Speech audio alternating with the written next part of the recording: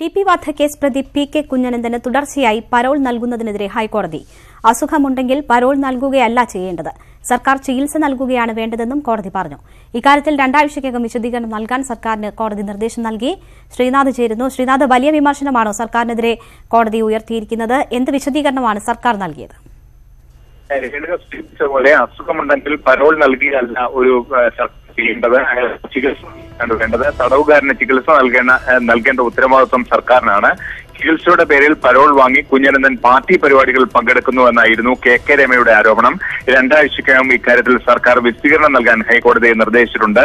T P Chandrasekharan കേസിലെ വധക്കേസിലെ പ്രതിയും CPM area committee അംഗവുമായ പി കെ കുഞ്ഞനന്ദന് പിണറായി സർക്കാരിന്റെ കാലത്ത് 15 തവണയായി 193 ദിവസം പരോൾ അനുവദിച്ചതിനെ ചോദ്യം ചെയ്താണ് കെ രമ ഹൈക്കോടതിയെ സമീപിച്ചത്.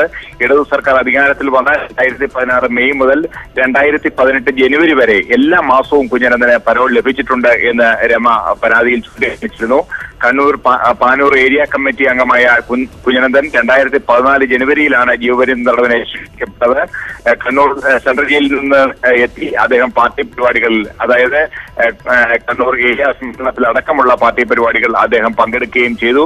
കുഞ്ഞനന്ദന് പരോൾ നൽകിയ പട്ടികയും ഇന്ന് സർക്കാർ ഹൈക്കോടതിയിൽ ഹാജരാക്കിയിട്ടുണ്ട്. ഇക്കാര്യത്തിൽ വിശദമായ സത്യവാങ്മൂലം 2 ആഴ്ചയ്ക്കുള്ളിൽ സർക്കാർ നൽകേണ്ടതുണ്ട് ഹൈക്കോടതിക്ക് മുമ്പാകെ. ശരി, എൻ ശ്രീനാഥാണ് വിവരങ്ങൾ നൽകിയത്.